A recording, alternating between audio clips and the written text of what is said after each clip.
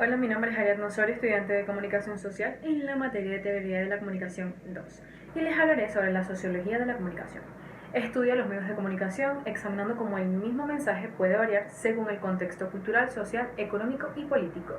El periodo después de la dictadura de Marcos Pérez Jiménez hablaremos sobre lo que fue el Pacto de Punto Fijo, el cual representa un hito histórico y controversial que nos marca a todos como sociedad venezolana, ya que los políticos actuales afectos al chavismo lo marcan como la debacle de la sociedad, y por otro lado también la llamada oposición lo catalogan como el inicio de la civilización del país al salir de la dictadura. El Pacto de Punto Fijo fue firmado el 31 de octubre de 1958 entre los partidos de Acción Democrática, Unión Republicana Democrática y Comité Político Electoral Independiente COPEI, y en sus líderes Rómulo Betancourt, Jovito Villalba y Rafael Caldera, pocos los meses después del derrocamiento del dictador Marcos Pérez Jiménez y antes de las elecciones de diciembre de ese mismo año. El Partido Comunista de Venezuela, clave de la insurgencia en contra de la dictadura perejimenista, fue excluido del pacto por el rechazo de Copey, Betancourt y la cúpula de la Iglesia Católica. Al firmar el acuerdo celebrado en la Quinta de la Caldera, con el nombre de Punto Fijo, el país experimentó 4 décadas en las que dos partidos ejercieron el dominio del Estado. Se fortalece el restablecimiento del sistema democrático del gobierno en 1958, donde generan cambios significativos en la política exterior de Venezuela, estando enmarcada dentro de la Constitución de 1961 y concretándose en 3 lineamientos básicos: democracia, petróleo y presencia internacional activa. Los primeros actores de este periódico democrático se inician en el Pacto de Punto Fijo, lo que vienen a representar los trabajadores, los empresarios, los medios de comunicación social, las interacciones que se desarrollaron entre los grupos y de la sociedad, que van creando caminos, rutas y atajos que convulsionaron la vida pública, política y económica en los diferentes estratos de la cotidianidad venezolana.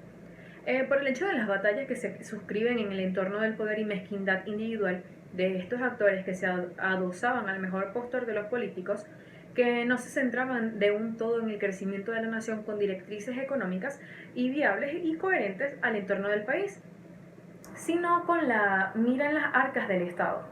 La CTV, o la Confederación de los Trabajadores de Venezuela, también esta confederación de sindicatos fue formado por el Partido de Acción Democrática en 1945 y participó en un paro nacional de trabajadores para presionar a la dictadura.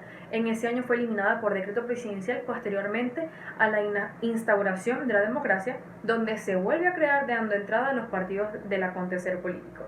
En este caso tenemos Fede Cámaras. Es una asociación civil formada por entidades gremiales, privadas del comercio y la producción. Esta federación existe desde 1943 y desde entonces agrupada la mayor masa laboral del país en economía nacional. Las empresas han aportado tecnología y crecimiento al país y también le han hecho un gran mal al interponer sus intereses a las políticas económicas de la nación. Con la mal llamada Quinta República se ha diezmado de una manera dilapidaria de un empresario nacional. Se cerraron miles de empresas que han dejado de la orfandad de millones de puestos de trabajo, creando miseria, crisis migratoria sin precedentes en el continente. Los medios de comunicación social. En el tiempo de la dictadura existían pocos medios de comunicación y los que se habían censurado por el Estado.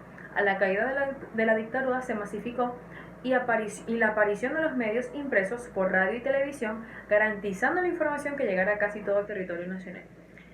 También podemos hablar algo si retrocedemos un poco, la Cuarta República. Los ciudadanos presenciaron la salida de Venezuela rural a un progreso relativo por el simple hecho de la inmensa riqueza que entró al Estado por la renta petrolera, que no fue invertida con visión de crecimiento de país, sino que se fue puesta en un falso proteccionismo a las empresas nacionales con subsidios que no se pegaron y créditos porque por doquier no tenían garantías ni dilapidaron inmensos recursos que colleran un saco roto. La Quinta República desde el 1999 comenzó con la expropiación de unidades de explotación agropecuaria y control absoluto en las empresas básicas, en tanto sindicatos y los obreros, creyendo que podían ser dueños de las fábricas privadas donde trabajaban, permitieron y fueron cómplices de estas expropiaciones y contribuyeron a ser factores principales de su propia destrucción.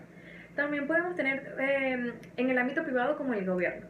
En Venezuela todas las instituciones de la sociedad han participado en la política nacional en lo largo de la democracia, pero como sociedad hemos crecido y siempre cometemos los mismos errores. donde ya que siempre el mal llamado pueblo, que es la mayoría, siempre ejerce su derecho al voto y elige a las personas de oficio en que su mayoría charlatanes, en este caso los políticos, y no están preparados para ejercer funciones las cuales son elegidos. En la Cuarta República eran comprados con tapas de zinc, unos sacos de cemento, etc. En esta Quinta República por una caja de comida. También por el periodo que comprende desde 1999 hasta la actualidad representa un retroceso económico y social y cultural con el mismo que teníamos en tiempos de la colonia. El Ejecutivo Nacional ejerce todos los poderes y es ley que no escrita de entonces las que intuye y pregona y es obedecida ipso facto por las demás instituciones. La censura de los medios de comunicación, la que se está aplicando de una manera criminal y con alevosía, se han cesado de los partidos políticos y han pasado a manos del gobierno de una manera clandestina. El socialismo del siglo XXI ha acabado con el sistema productivo y se ha recurrido a la economía de puertos multiplicando la corrupción y el contrabando, tanto el narcotráfico. La clase obrera está marginada por el trabajo de la economía, en este caso también la educación casi paralizada y la juventud no tiene mucha esperanza de desarrollarse, trayendo como consecuencia una diáspora sin precedentes. Muchísimas gracias.